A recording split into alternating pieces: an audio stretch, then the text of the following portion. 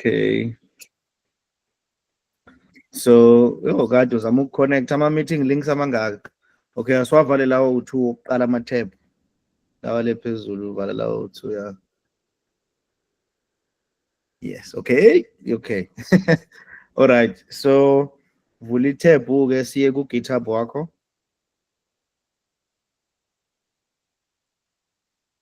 No, not u-GitHub. Lapha phezulu u-GitHub angithi ila kune-account yakho khona le. So sothi uba ne-github.com.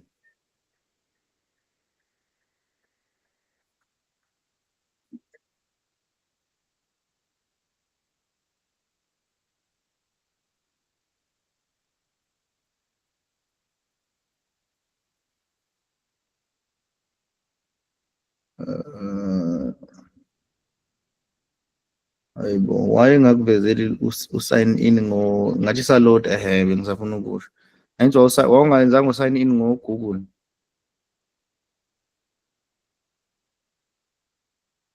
Noma wawenza i-username ne-password.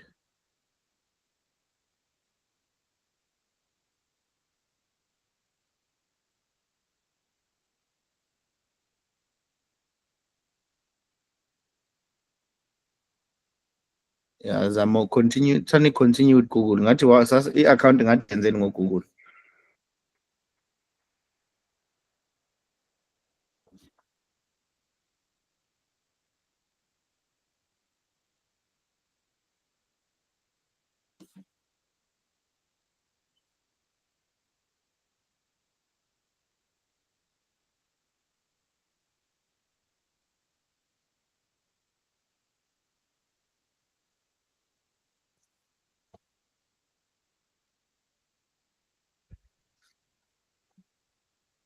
I think nayi i-saved password. Ungafani noZandile mase uclick ushow password.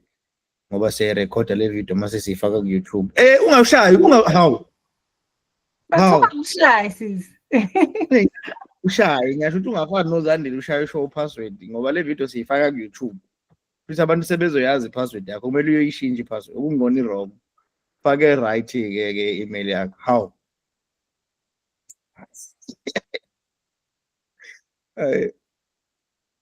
Ungathi show, akumele siyibone.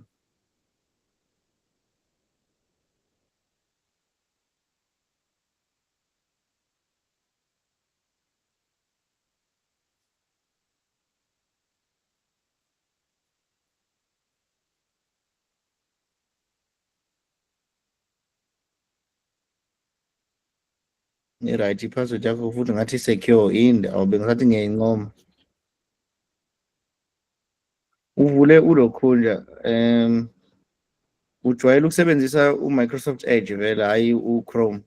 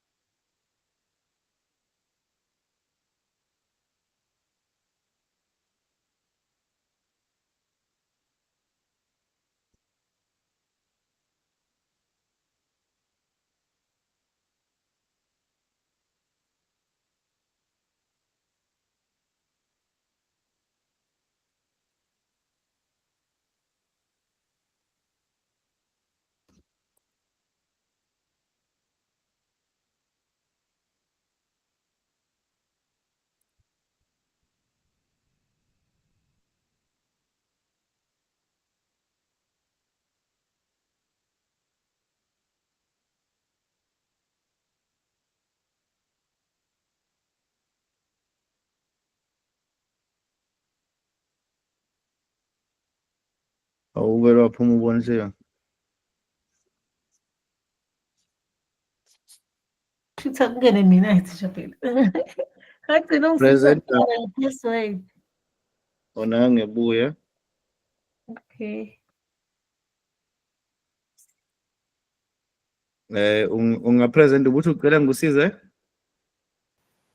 Gcina ngithi ngifuna ukufaka i-password ngagcina ngingayifaki isi-right inumber leya sengiyibuyisile. Oh, konje Mina usitha loka. Bonisiwe. yabo bengibona sengingedwa futhi ngingamukile ngazi noma network yini. I-password yami ayivumi. Awu. Yasiphoqa Angazi i-password. kwenzekaleka ngoba ngayibhala phansi ngesikhathi ngi-create konke ngakubhala phansi kodwa manje akuvumi. Kanti usho ngathi ucreate ini i-Google account noma i-GitHub account? I-GitHub account. Futhi phela kumele usizame ku-GitHub leya password hayi ku-Google. Wena Ngicela awukaze sizame. asizame khona-ke futhi zama ukuyi-type khona.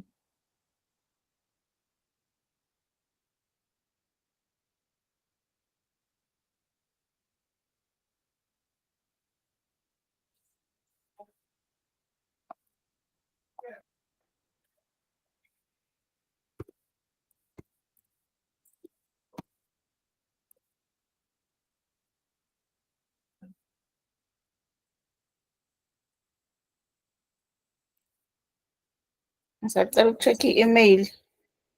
Okay.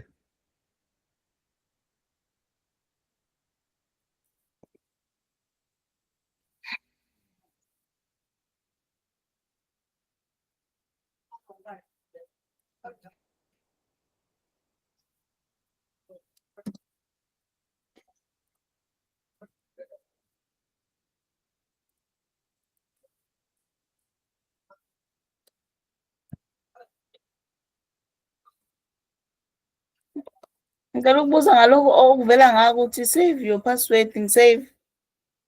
Simbukela. Awusharishe i-screen. Awu, yazi sengisherishile.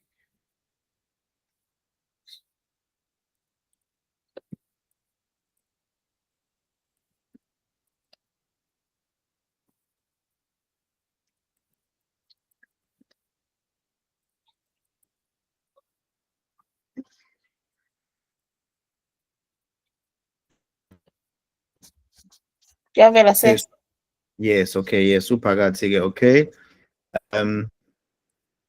Okay. So lapha kwi-repository yakho left.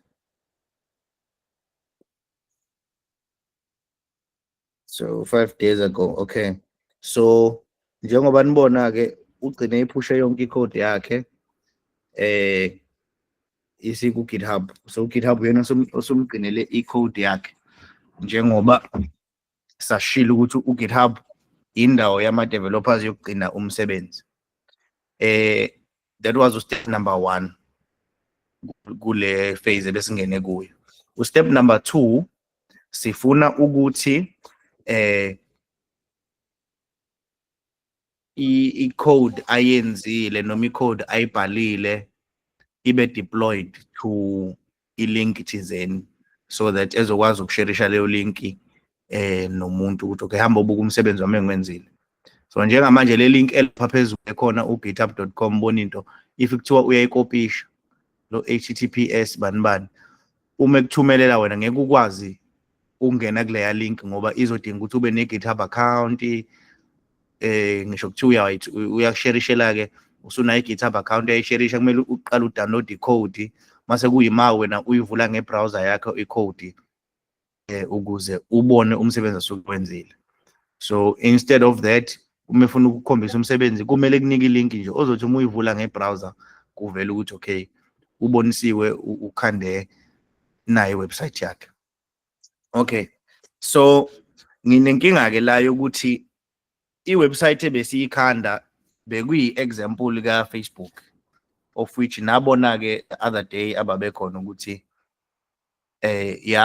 bayi-take down i-repository yami because babecabanga ukuthi ngizama ukuskema abantu, it's a copyright infringement. So abengavumelekile ukuthi ngingakhanda iwebsite efana neyo Facebook mase ngiyibeka kwi-link e-public. Bengingayenza ibe ne-link e-private, bekungeke kube nankinga. But abathandanga ukuthi une-link e-public ezenza ngathi uFacebook, noma ibe obvious ukuthi usikhumbuzo bani .bani. So abaka Facebook ke abaka GitHub ba pick up ukuthi lento isiveza into efana noFacebook. So okusho ukuthi into ekumele siyenze sizobuyela kulo yamqondo esasinawo ukuthi umuntu akakhande iwebsite eyiportfolio yakhe, noma akakhande iwebsite engebhizinisi, noma akakhande iwebsite nje nanoma yini interesting azokwazi ukuthi ayisharishe lo link athi buka na umsebenzi, whether it's a portfolio or a profile noma yini. So iyona sobe siyisharisha, and then it won't be taken down ngoba kuzobe kuyinto yakho oyikhande wena from scratch. Okay, yini ngizoqala ngayo? Okay, ake siqale sibuye sivule uSublime. Vula uSublime.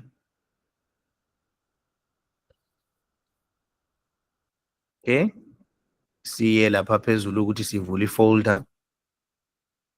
I think inangizana yakho noma upress Alt yini noma uklika on open files. Yes, sithi file lapha, klika wona masithi open folder. So ifolder yomsebenzi wakho uyayazi ke ile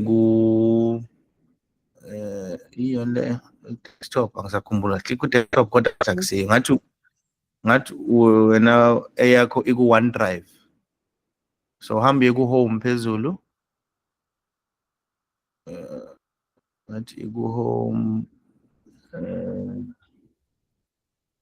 hayi akusiyo kodwa le enomsebenzi wami ngivengele la ku desktop bese nansi yona le. Okay, ngena kuyo ke.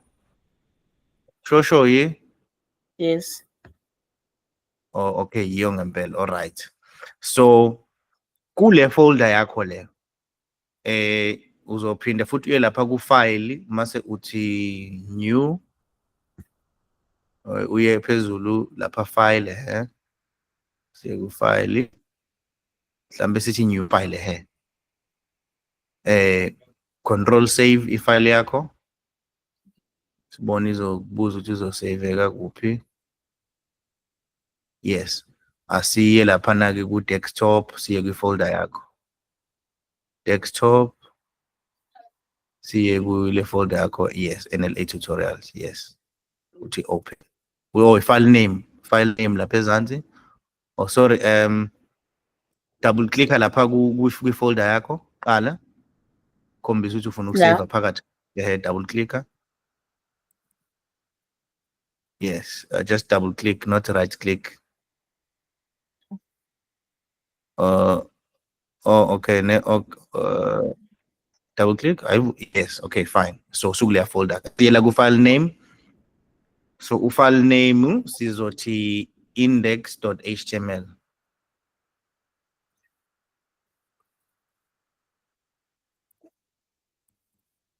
Okay, save.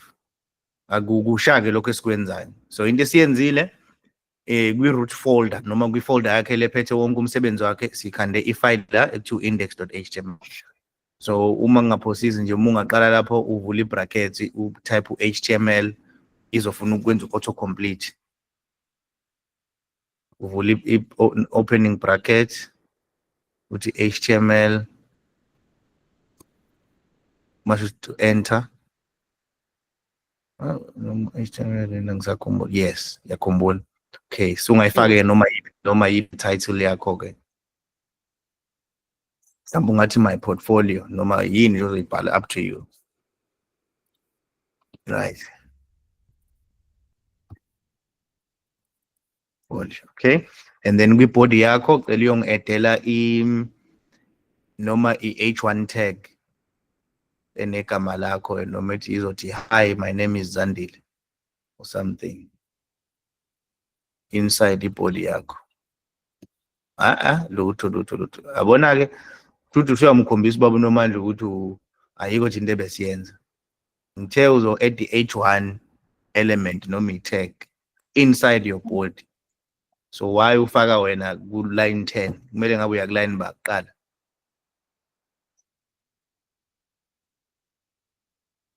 Line Yes. 8. Line 8. Angithi line 8 kumele ngabe uya kubazandeni.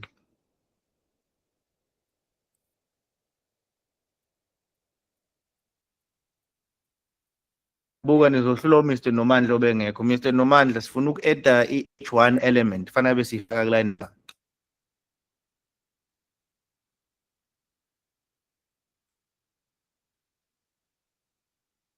Basekhona abantu. Yebo thisha sikhona. Sifaka ku-line bani? Sifuna ukufaka i-element entsha. That's very ngene ngaphansi ka-title lo title obhalisa title ngayiphathi phone. Lutho. Ani-head nje le wayezongena phansi kwa-title. Bonisiwe kumele ngabe ngena kuphi?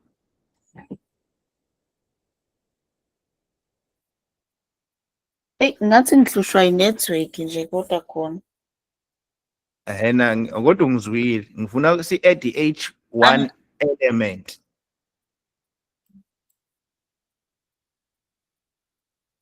Noma abantu sebakhohlwa ngisho Zandile. abantu sebakhohlwa ama-element. Sesengakhohlwa mfana. Lento le. My name is Bonisiwe. Lento le fanele ngabe uyifaka kuphi? Le ngiyithape ngiyithape buyela kwi-browser yakho. Buyela kwi-browser yakho. No, ungavali, just go to i-browser lapha ezansi. Hambisa i-mouse yakho kwi-browser nje. Lapho uvule khona i-message yethu kwi-browser. Kwi-browser. I-browser yakho Microsoft i-browser yakho Microsoft Edge. Microsoft Edge. La uvule khona i-link yakho. Zandile awusinakile Zandile. Ngivule ku-WhatsApp. Awusinakile Zandile. Ngiyaqolisisa le ngane le. Cha, awuyivulanga ku-WhatsApp. Kwi-browser yakho Microsoft Edge. Yes. Akuyivule lapho nje i-meeting yethu. Naya lapha kwi-tab yokuqala. Tab yokuqala top left. Yes. Click i-tab yakho. Hambe lapha bottom right next to la kune number 5 khona. Kuno number 5. Vala. No. Bottom. No. I will never ask you to uvale i-chat yet. Bottom right. Hambisa mouse yakho. Yabo ezansi kwegama lakho lapha Bonisiwe Ntombi ezansi kwalo. Ezansi.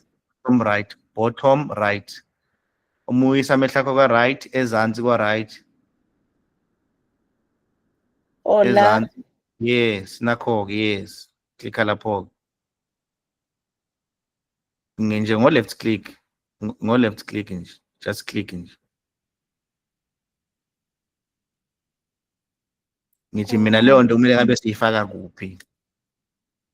Kopisha leyo nto. Kuline number 8. Ikopishe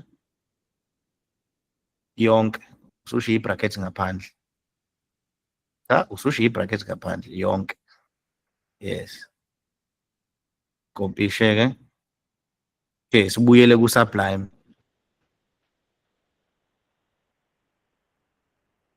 Yes. Okay.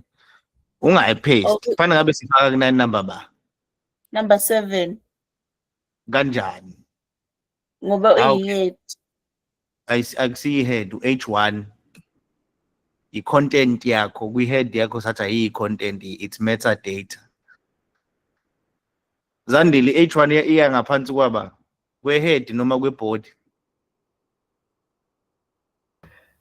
Phansi kwebhodi. Futhi fangabe ya line number ba? Line number 9. Manje ke awumtsheli ngani omunye. Awuthandakile. Awuna angithi ububhizi uyaxoxa kade uxoxa naye nguzwile phela. So line number 9 paste ke. Able.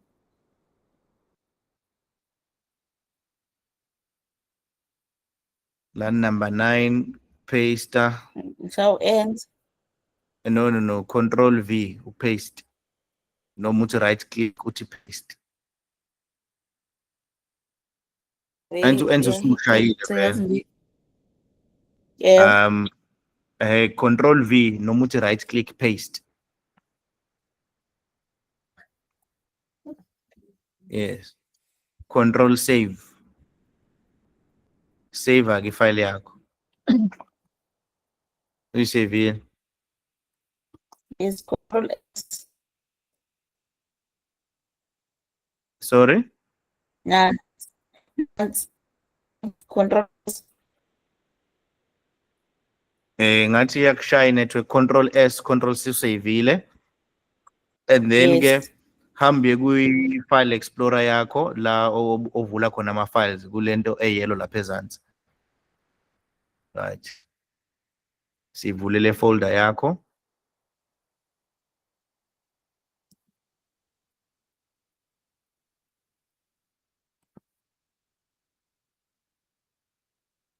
Okay. Naya ifile yakho angithi siyivule. Izovuleka ngoChrome ngiyacabanga akunankinga nalokho. Okay. So uzothi website yakho angithi sithatha ukuthi nayi website yakho angithi. Yes. Usenami alright asenze njena ke asiye ku git git bash wethu i-command noma ngizothi command line noma ngizothi terminal angithi uyamkhumbula git bash yes. Okay, so uzothi git status noma ungam-maximize bemkhulu akunankinga. Git status vele wagcina umvulile wabuya wangenza lutho nje iyakukhombisa lokho wagcina ukuyivula ngale yangathi laptop. Okay, git status.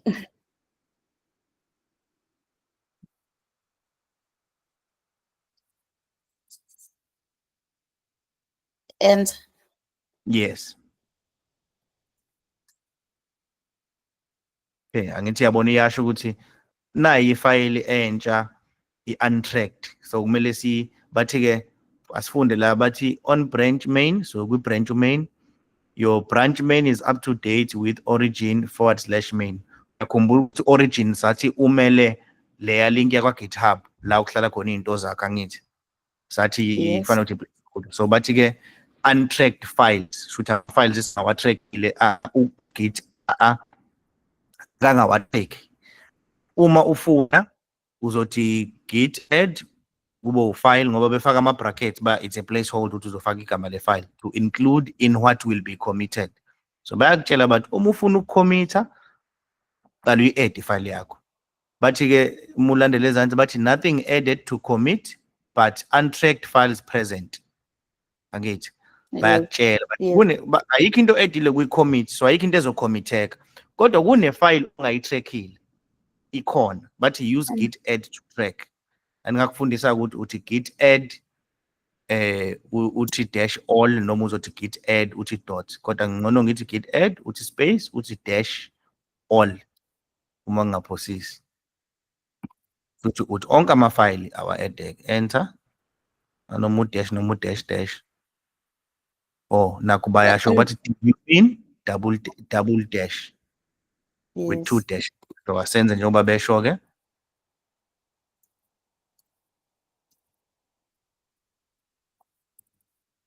Okay, enter.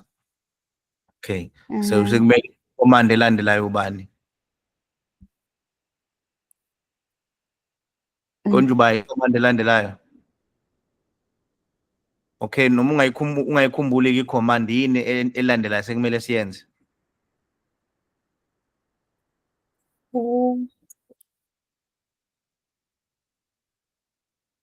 Sukhohlwe igama nali igama libhaliwe lapha phezulu. Commit. Sukhohliwe. Sengikhohliwe ngiyakhohlwa. Git sithi ke git commit -m ufaka ama quotation mark, ufaka i-message yakho usungasho ukuthi mhlambe my new file noma udena new file kukwena. Git commit commit space -m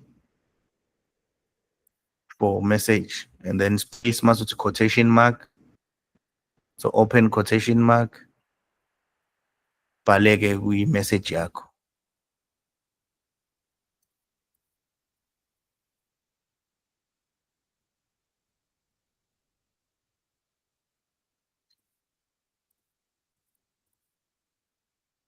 Okay, uvaleke ilokhu nje i-quotation mark yakho. Thi enter. Okay, and then usakhomithile shuthi uGit uyamtshela ukuthi nayi ifile icela ungigcinele yona. Suthi ifuna ukuthi manje ayiphushe ayise phezulu kuloya ku-GitHub ukuze uGitHub akugcinele yona hopefully forever. So naye i-command uma ubuka lapha phezulu umunye usamehlo kancane uyambona u-git push -u origin main, uyayibona man asenze yona ke. git push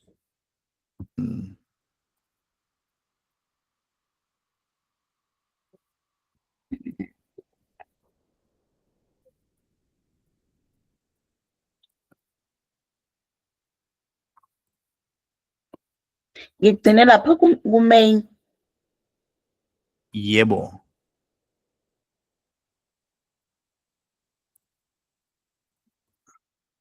Enter.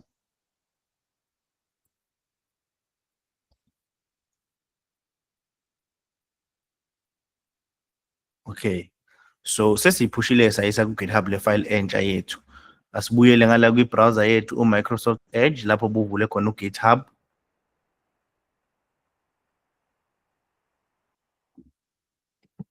Nakhe lapha i-tab yethu le yesithathu angithi. Yes. So scroll down la. Angithi yabo ukuthi ayikho ifile yethu angithi. So reload i-page. Reload i-page lakho. Reload nangiya u-reload la phaka left ngoba uyamazi nje. So uyayibona ke ifile yakho angithi. Right, okay. So uma uklika ifile yakho uyivula, klika ifile yakho, igama lawo index.html uma uliklika nje igama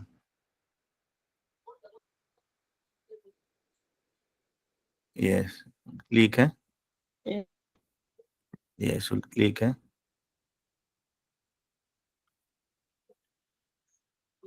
Angithi yabo kuba kuvezela i-code le kade siyibhala ngithi. So uyabona okay, ifile yami njengoba bengibhalile kwi-computer yami ngakhomitha nganika uGit ngase ngitshela uGit ucela ungiphushela iye lapha ku-GitHub wami. So uGitHub umsebenzi wawo ilokhu. So kodwa mina ngizothi ke asigcini la ngoba khona enye product abayidayisayo noma i-feature e-free abasinika yona ukuthi ukwazi ukuphusha ama-files akho i-website yakho bakunika i-link ezokwazi ukuthi abantu bayibuke ifile yakho ukuthi iphetheni. So hambe kuma-settings.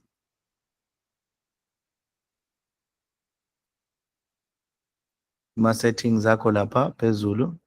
No, ka right, iya ka right. Na settings wakho la ezansi kwe no buyela lapha khona. Buyela kwi-tab yaka GitHub. Buyela kwi-tab yaka GitHub. Unangu settings lo negear. Hambisa i-mouse yakho ka left kancane, ka left kancane. Yise ka left nangu settings. Usuyamdlula ade ukuye nje manje. Lo. Hawu. No, ade ukuye nje settings lo negear.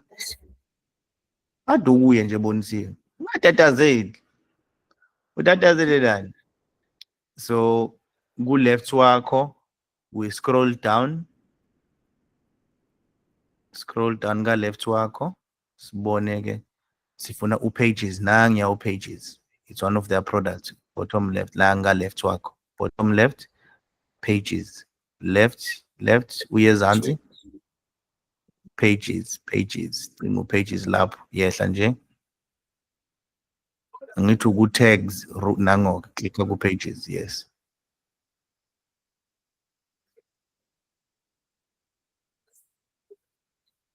Okay. Yes. So basho again.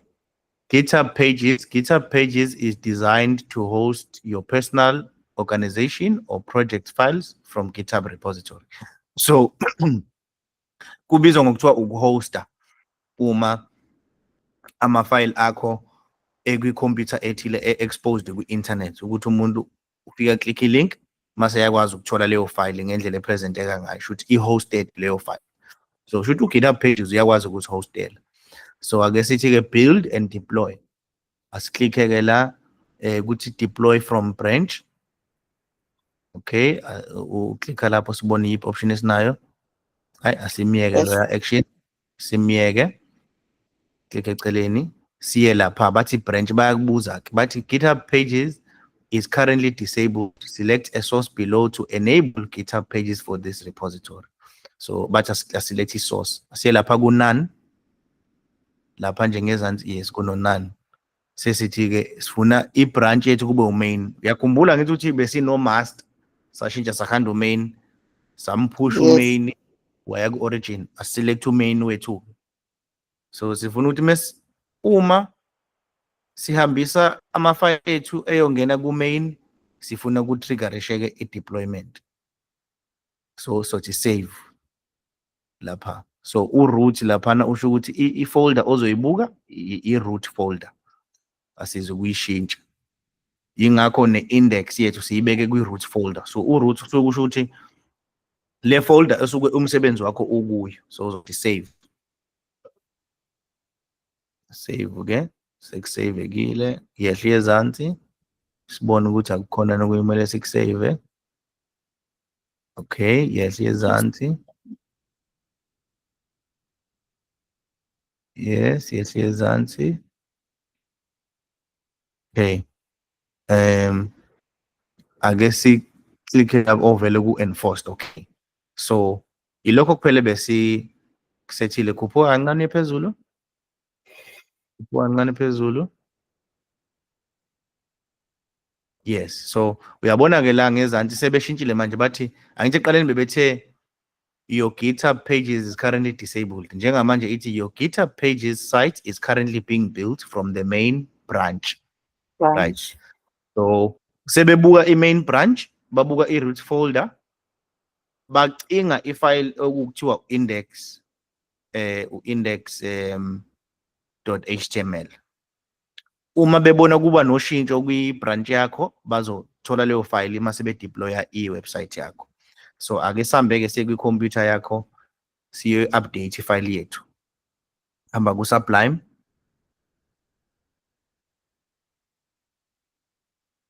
Ngihambe ku Sublime wakho. Usekhona noma ubalekile? Oh, Sublime. bese ngasakuzwa i-network. Okay, Sublime wakho si-edit ifile yethu. Yes. So angithi uthe my name is Bonisiwe sesingafaka hlambe noma i-H2 element ezothi my surname is ufaka i-surname yakho mase siyayivala. So ngithe senze i-H2 element yes yenze kahle. Yenze correctly. Yes. H2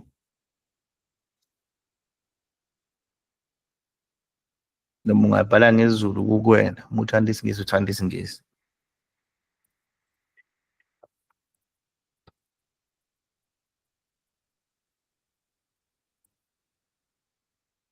Okay. Khona ukukhohliwe. Ungajaha, ungatatazeli. Yeah, perfect. Save ifile yakho. Save ifile yakho, okay? So angithi usuyisave ifile shuthi kumele siyotshela uGit angithi ukuthi cela usave le file ke Git angithi yakhumbula. sesiya ku-Git Yes. ke manje, ku-Git terminal. Hayi GitHub, Git terminal.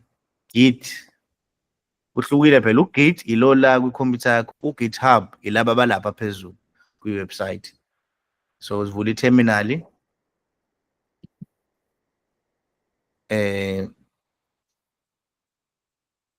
senze-ke nje u-Git status, check i-status sakho, ubone u-Git uyabona kunoshintsho olukhona. Git status. Siya-check-a nje, hayi ukuthi all the time uyohlezi uthi Git status. Wena uyazi ukuthi ulenzile ushintsho. Kodwa-ke sifuna ukuthi u-pick up in. Git status.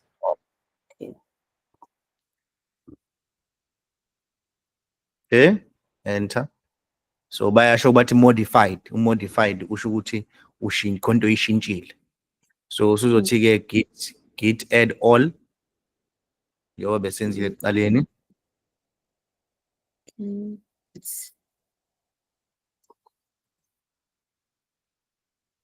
Dash all. Yeah, enter. And then git commit. Yeah, ikhumbule git commit.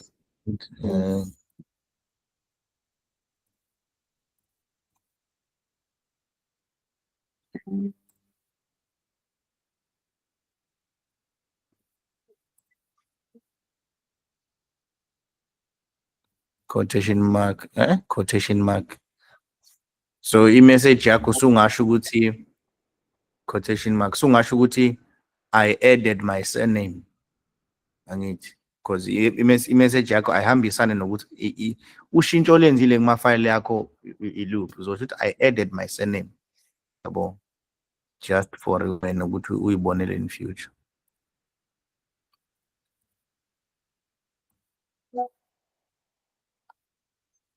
Okay, and then uvale quotation mark. Okay, enter.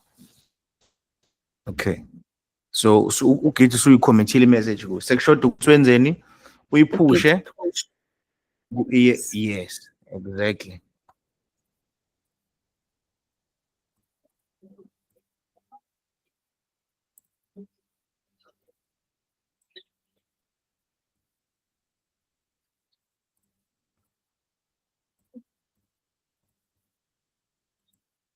Main. Enter. Sizobathini. Oh, but ngathi kuhambe kahle, angithi. Okay, sesiphushile Git. So asiye ku-GitHub ke. Asibuyele ku-GitHub siyobona. Ku-GitHub. Sibone la. Reload i-page le. Reload i-page. Sibone ukuthi bathini manje. Bathini ke.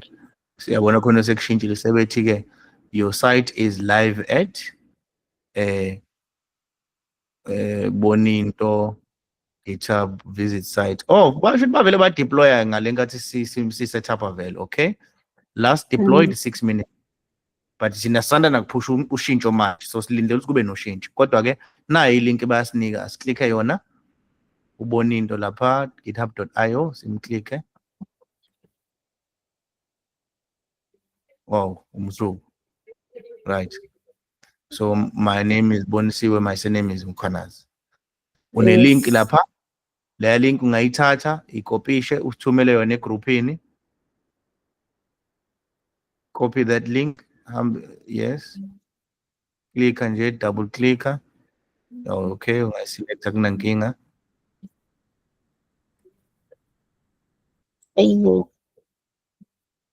Double click and yeah, and then we right click, copy. Yeah.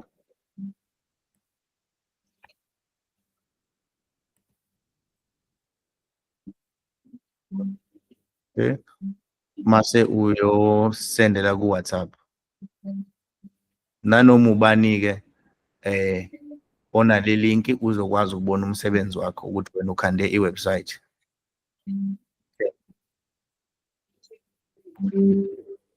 Okay. Uzandile ngasitshela ukuthi uma evula le link ubonani. Mazethi. Mina nje ngisengiyivulile ngapha kumina. Athi nami ngiyevula. Nami sengiyivulile ngapha kumina. Ngibona so hayi ukuthi ngiyagoqa nayi nakimi. Kuvela website wena oyikhandile. Right. Yes, So nakimi iyavela. yeah, nasefonini angithi uma uklikha ngefoni iyavela ngithi. Yes. Okusho ukuthini ke? Uma ngathiwa uyahamba uyo-editha ifile yakho ya-HTML angithi ifaka isithombe Yes. ethi uma sewenza u-git Yeah. commit wenza upush futhi le website yakho isizoba nesithombe angithi. Uma Yeah. kuthiwa wenza yonke into ade esasifunda usuyifaka isitayela uthi background color noma ushintsha i-text iba ngenye indlela ufaka ama-paragraph usave mase u-git commit push umuntu reloada le link yakho uzobona i-website yakho. So ngisho ukuthi ungenza ngisho i-CV yakho ngenza isibonelo nje uthi my CV usho ukuthi futhi nje singenza kanjalo sithi nje asenze into eyi-CV mhlambe nje Yes. so focus okay sithi asenze lento ibe yi-CV sifake isithombe sifake your contact details sifake ukuthi unesipiliyoni wenze ini isipiliyoni sakho ama-reference akho mase ukuthi i-CV yakho kube yiyona lena nje umuntu umethe ufuna i-CV yakho umnikele link usene-CV ukuthi hayi nginama-skill ngikwazi ngazo HTML ngiyakutshela phela wasuthi hawu futhi uma uthanda ungayiprinta ngisho ukuyiprint uthi right click uthi print uphume le CV ikhande as i-website. Uma ngabe umuntu ethi ngimsendele i-CV yami mangimnika le link mangena kuyo kuzovela i-CV yami. Usho njalo se. Ngisho njalo impela. Yeah. Ngisho njalo impela. Uma uthanda-ke ukuthi usendela mhlawumbe u-Shoprite ngizothi u-Shoprite. Angithi uma uthi right click manje kuleli page okulona. Uma uthi right click mase uthi print izoprinta le website yakho njengoba isuke injalo. So uma ukuthi wena ukhanda i-CV yakho wayidesigner ngo-HTML ngoba u-Microsoft Word kukhulile ukuyenza izoprinta i-page lakho kunale i-page lakho yaliprint. So imagine-ke mekuthi ubuyikhandile-ke wafaka isithombe wachaza yonke into i-CV yakho wena awuyikhandi ngo-Microsoft Word uyikhanda ngo-HTML. Okay, ayezwakala. So ngoba wena usuhambe waze wafika la labanye sebeyo-catch up nawe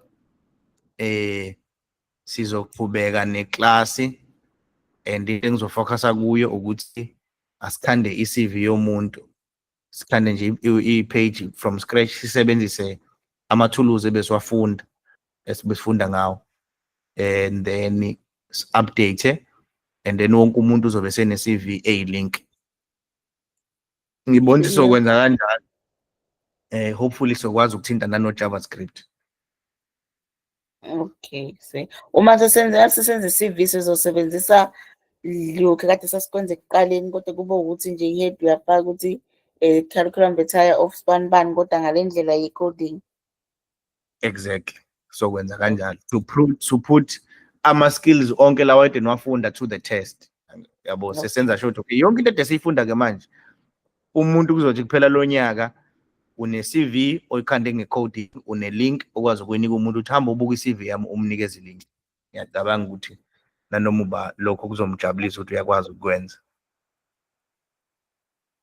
Hayi, ngiyakuzwa se. Alright, ngiyabonga ukuthi wenze ulandele nevideo le ngizoyi-uploada uyoyibuka futhi ngoba next time mengithi kwenza akumele udideke. Yes, nanokuthi kufanele kube yimi oqoqayo kungaxoxwena kakhulu kube kupheze. Hayi ushawa i-network ngiyacabanga. Alright-ke siyabonga-ke Zandile baba yini. Bye bye sir. Kanti ukhona.